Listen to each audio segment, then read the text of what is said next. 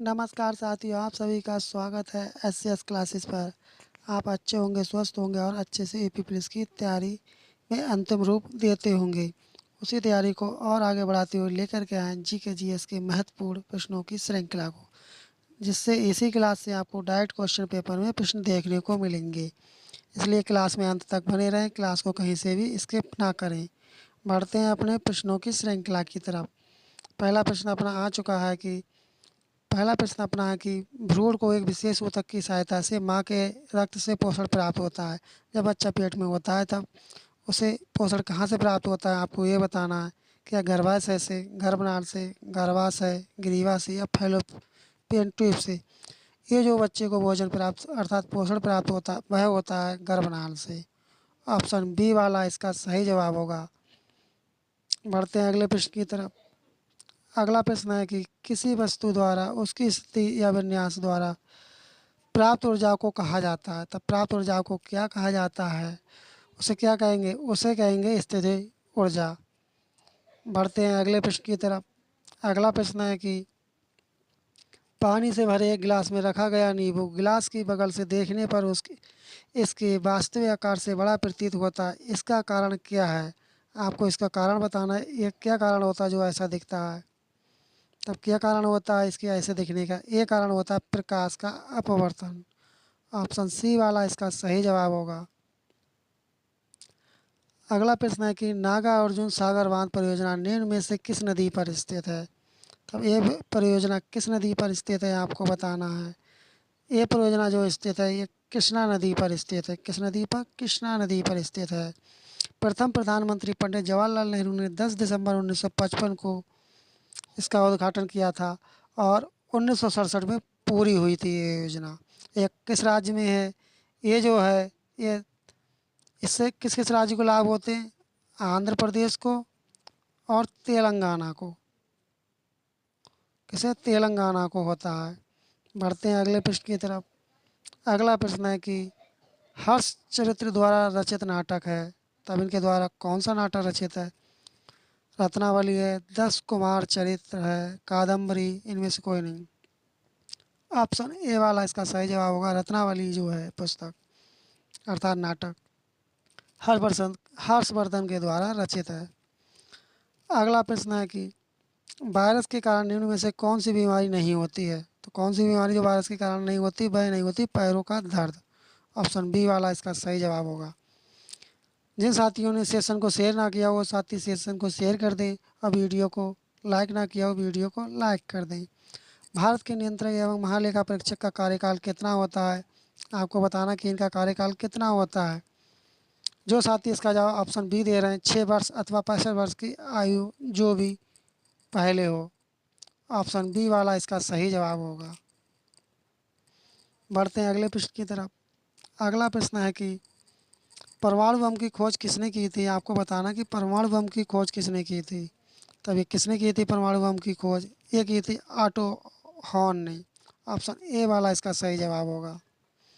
बढ़ते हैं अगले प्रश्न की तरफ। अगला प्रश्न है कि कुछ भारतीय अर्थशास्त्री ब्रिटिश शासन के दौरान भारत की राष्ट्रीय आय का मूल्यांकन करने का प्रयास करते थे। निम्नलिखित में से कौन अर्थशास्त्री नहीं थे? वैसे कौन सा अर्थशास्त्री थे वो नहीं थे और बकाया थे? तब वो कौन नहीं थे आपको बताना है। क्या दादा भाई नौरोजी नहीं थे? BKR राव, RC देसाई, प्रशांत चंद्र महानोबिस थे?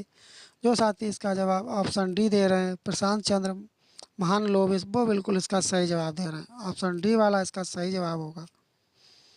अगला प्रश्न है कि कौन से देश की मुद्रा बिर्र है? तो ये कौन से देश की मुद्रा बिर्र है? ये जो है इथोपिया की मुद्रा है।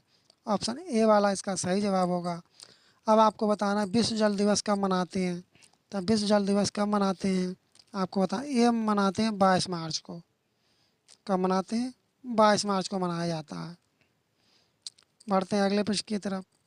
अगला प्रश्न है कि निम्न में से कौन संसद के किसी भी सदन की कार्रवाई में गैर सदस्य के रूप में भाग ले सकता है? तो वह कौन भाग ले सकता है? वह भाग ले सकता है महान्यायवादी। ऑप्शन बी वाला इसका सही जवाब होगा। आपने इसका क्या जवाब दिया कमेंट करें। भारतीय संविधान के अनुच्छेद 21 का संबंध है, तब इसका संबंध किससे है? अनुच्छेद 21 का इसका संबंध होता है जीवन के अधिकार से। साथियों, आपको सेशन कैसा लग रहा है? अगर सेशन अच्छा लग रहा हो तो जिन साथियों ने चैनल को सब्सक्राइब नहीं किया वो साथी चैनल को सब्सक्राइब कर दें और वीडियो को लाइक कर दें और नोटिफिकेशन बेल आइकन दबाना ना भूलें। अगला प्रश्न है कि निम्न में से कौन से वनों की पत्तियों के गिरने का निश्चित समय नहीं होता है, इसलिए वे कभी अनावृत नहीं दिखते हैं? तो वे कौन से वन होते हैं आपको बताना है। ये होते हैं उष्णकटिबंधीय सदाबहार वन। इनका कोई समय नहीं होता, इनकी वनों की पत्तियां कब गिर जाएं कब नहीं गिरें। अगला प्रश्न है कि उच्चतम न्यायालय में न्यायाधीशों की संख्या बढ़ाने का अधिकार किसके पास होता है? ये अधिकार किसके पास होता है आपको बताना है। ये जो अधिकार होता है भारत की संसद के पास। ऑप्शन सी वाला इसका सही जवाब होगा। अगला प्रश्न है निम्न में से किसे कंप्यूटर का पिता फादर ऑफ कंप्यूटर कहा जाता है? तब ये किसे कहा जाता है? जो साथी इसका जवाब चार्ल्स बैबेज दे रहे हैं वो बिल्कुल सही जवाब दे रहे हैं। ऑप्शन सी वाला इसका सही जवाब होगा। बढ़ते हैं अगले प्रश्न की तरफ। अगला प्रश्न है कि गुप्त शासकों द्वारा जारी किए गए चांदी के सिक्के को क्या कहते थे? तब चांदी सिक्कों को क्या कहते थे? ये कहते थे रूपक। ऑप्शन बी वाला इसका सही जवाब होगा। अगला प्रश्न है कि शास्त्रीय नृत्यों के संदर्भ में निम्नलिखित में से कौन सा कथन सत्य है आपको बताना। तब कौन सा कथन सत्य है आपको बताना है। ऑप्शन डी वाला शास्त्रीय नृत्यों के 8 मान्य रूप हैं। साथियों, मैं आपको बताना चाहूँगा यदि आपने क्लास पूरी देख ली तो आपको इसी क्लास से बहुत सारे प्रश्न देखने को मिलेंगे। और इससे पहले भी जो प्रैक्टिस सेट कराए गए थे, जब 17-18 फरवरी को पेपर हुआ था तब आपको हूबहू उन्हीं प्रैक्टिस सेटों से आपको प्रश्न देखने को मिले थे। इनकी प्ले लिस्ट बना दी गई। अगर आपने वो प्ले लिस्ट जाकर नहीं देखी है तो आप देख सकते हैं। अगला प्रश्न है निम्नलिखित में से गति या तीव्रता के आधार पर कौन सी मुद्रा स्फीति का एक प्रकार नहीं है? तो कौन सा एक है जो प्रकार नहीं है? वह नहीं है लागत जन्य मुद्रास्फीति। ऑप्शन बी वाला इसका सही जवाब होगा। अगला प्रश्न है निम्न में से किसे सूचना राजपथ कहते हैं? तभी ये किसे कहते हैं? ये कहते हैं इंटरनेट को। बढ़ते हैं अगले प्रश्न की तरफ। मैं आपको साथियों बताना चाहूँगा कि इसमें सेलेक्टेड प्रश्नों को लिया गया है जो कि आपको आपके क्वेश्चन पेपर में डायरेक्ट प्रश्न देखने को मिलेंगे। अगला प्रश्न है यमुना और बेतवा नदियों का संगम कहाँ होता है? तब यमुना होगा और बेतवा नदी का संगम कहाँ होता है आपको बताना है। ये होता है हमीरपुर में। बढ़ते हैं अगले प्रश्न की तरफ। अगला प्रश्न है कि जवाहरलाल नेहरू बंदरगाह कहाँ स्थित है? चेन्नई में स्थित है, कोलकाता में, मुंबई में या कांडला में? ये जो स्थित है ये स्थित है मुंबई में। ऑप्शन सी वाला इसका सही जवाब होगा। बढ़ते हैं अगले प्रश्न की तरफ। अगला प्रश्न है कि टोडरमल निम्न में से किस कार्य से संबंधित थे? तब ये किस कार्य से संबंधित थे? ये थे भूमि सुधार के कार्यों से। ऑप्शन ए वाला इसका सही जवाब होगा। बढ़ते हैं अगले प्रश्न की तरफ। साथियों, जिन साथियों ने सेशन को शेयर ना किया वो साथी सेशन शेयर कर दें और वीडियो को लाइक नहीं किया हो तो वीडियो को लाइक कर दें। सांची के स्तूप का निर्माण निम्न में से किस शासक ने करवाया था? तो वह कौन शासक था जिसने इसका निर्माण कराया था? वह था अशोक। ऑप्शन बी वाला इसका सही जवाब होगा। साथियों, अपने 38 प्रश्नों में से कितने प्रश्नों का सही जवाब दिया कमेंट बॉक्स में बताना ना भूलें। जनगण मन गण अधि जनगण मन गण जनगण मन राष्ट्रीय गान की रचना रविंद्रनाथ टैगोर ने की थी जो जनवरी 1912 में सर्वप्रथम लेख में प्रकाशित हुआ था। भारत विधाता, तत्वबोधिनी या राष्ट्र जागृति या इनमें से कोई नहीं। तो कौन हुआ था जो प्रकाशित हुआ था आपको बताना है। वह था तत्वबोधिनी। ऑप्शन बी वाला इसका सही जवाब होगा। कौन सा होगा? बी वाला। जो साथी इसका जवाब ऑप्शन बी दे रहे हैं वो बिल्कुल इसका सही जवाब दे रहे हैं। अगला है अनुच्छेद 352 के अधीन लागू आपात स्थिति के दौरान निम्नलिखित में से कौन से संवैधानिक उपवन निलंबित रहते हैं? तो कौन निलंबित रहते हैं आपको ये बताना है। ये निलंबित रहते हैं मौलिक अधिकार। ऑप्शन बी वाला इसका सही जवाब होगा। बढ़ते हैं अगले प्रश्न की तरफ। अगला प्रश्न है स्वतंत्रता के अधिकार में निहित है। तब स्वतंत्रता के अधिकार में क्या क्या निहित है आपको ये बताना है। क्या निहित होता है स्वतंत्रता के अधिकार में? ये होता है कोई भी पेशा अपनाना, ये हो गया, ए वाला हो गया। और दूसरा आपका कौन सा होगा, भाषण की स्वतंत्रता है क्या, और दूसरा भाषण की स्वतंत्रता, ऑप्शन बी वाला। अर्थात ए और बी दोनों ठीक होंगे, किसमें, ए ऑप्शन ए में है। बढ़ते हैं अगले प्रश्न की तरफ। अगला प्रश्न है कि पृथ्वी की सबसे ऊपरी परत को क्या कहा जाता है। जो पृथ्वी की सबसे ऊपरी परत होती है उसे क्या कहते हैं, क्रस्ट, सीमा, पपड़ी या क्रोन। तब पृथ्वी की ऊपरी परत को क्या कहेंगे, उसे कहते हैं क्रस्ट। ऑप्शन ए वाला इसका सही जवाब होगा। अगला प्रश्न है, नवरत्न किसके शासनकाल से संबंधित थे, ये किसके शासनकाल से संबंधित थे, ये थे चंद्रगुप्त द्वितीय के शासनकाल से। ऑप्शन सी वाला इसका सही जवाब होगा। अगला प्रश्न है कि एक जब किसी वस्तु का केवल एक क्रेता तथा एक विक्रेता होता है तब वह स्थिति कहलाती है डैश। तब वह क्या कहलाती है, आपको यह बताना है।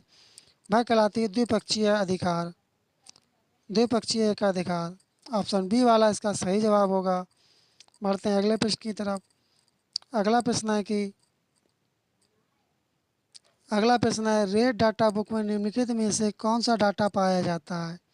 सभी वनस्पतियाँ प्रजातियाँ, सभी जंतु प्रजातियाँ, सभी विलुप्त प्रजातियाँ, सभी दुर्लभ प्रजातियाँ।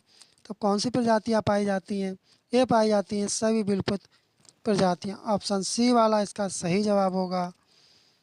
बढ़ते हैं अगले प्रश्न की तरफ। अगला प्रश्न है कि दिल्ली सल्तनत के किस सुल्तान ने आगरा शहर को बसाया था। तब आगरा शहर को किसने बसाया था, ये बसाया था सिकंदर लोधी ने। ऑप्शन बी वाला इसका सही जवाब होगा। और ये कब बसाया था इसे, इसे बसाया था 1506 में। बढ़ते हैं अगले प्रश्न की तरफ। अगला प्रश्न है कि केंद्रीय गन्ना प्रजनन संस्थान कहाँ स्थित है, आपको बताना। कोयम्बटूर, लखनऊ, लुधियाना, कोलकाता में। ये कहाँ स्थित है, ये स्थित है कोयम्बटूर में। ऑप्शन ए वाला इसका सही जवाब होगा। केंद्रीय गन्ना प्रजनन संस्थान कहाँ स्थित है, ये स्थित है कोयम्बटूर में। कहाँ स्थित है, कोयम्बटूर में। और इसकी जो स्थापना की गई थी वह की गई थी 1912 में।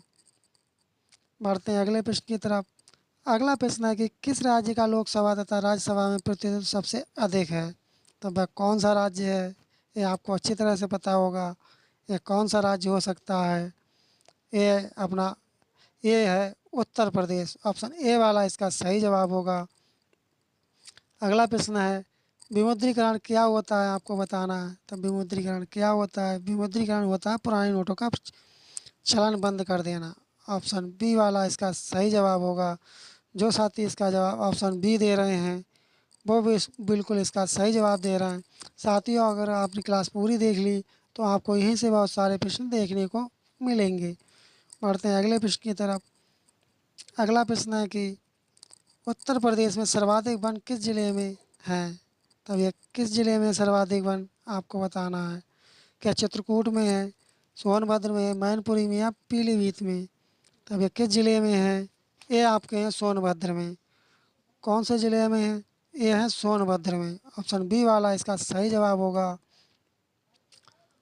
सोनभद्र में जो वनों वनों का कुल प्रतिशत है वह 36.77% पाया जाता है। और पीलीभीत में कितना पाया जाता है, पीलीभीत में पाया जाता है 18.67%।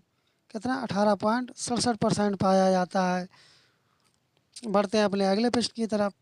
अगला प्रश्न है कि फॉरवर्ड ब्लॉक की स्थापना किसने की थी। ये की थी सुभाष चंद्र बोस ने की थी। ये भी प्रश्न आपका बन सकता था, लेकिन इसमें पूछा गया कि कब की गई थी फॉरवर्ड ब्लॉक की स्थापना। तब ये कब की गई थी, ये की गई थी 1939 में। ऑप्शन ए वाला इसका सही जवाब होगा। बढ़ते हैं अगले प्रश्न की तरफ। अगला प्रश्न है, खाद्य सुरक्षा के लिए कौन सा प्रमाण पत्र दिया जाता है। तब इसके लिए कौन सा प्रमाण पत्र दिया जाता है, आपको बताना है। तब इसके लिए दिया जाता है ISO 22000। ऑप्शन ए वाला इसका सही जवाब होगा। साथियों, आपको आज का सेशन कैसा लगा। अगर सेशन अच्छा लगा हो तो जिन साथियों ने चैनल को सब्सक्राइब ना किया हो उस साथी लोग चैनल को सब्सक्राइब कर दें और नोटिफिकेशन बेल आइकन दबाना ना भूलें, जिससे उन्हें समय समय पर नोटिफिकेशन मिल सके। साथियों, इस GK GS की श्रृंखला में टोटल प्रश्नों की संख्या 38 थी। यदि 38 प्रश्नों में से आपने 27 प्रश्नों का यदि सही जवाब दे दिया तो मान लीजिए आपकी बहुत अच्छे लेवल की तैयारी है और आप निडर होकर के तैयारी करते रहें रिवाइज अपनी नोट्स को, और आप अपनी एक सीट को पक्का कीजिए और अपना सिलेक्शन लीजिए। मिलते हैं जल्द ही नेक्स्ट क्लास में, तब तक के लिए धन्यवाद। जय हिंद, जय भारत।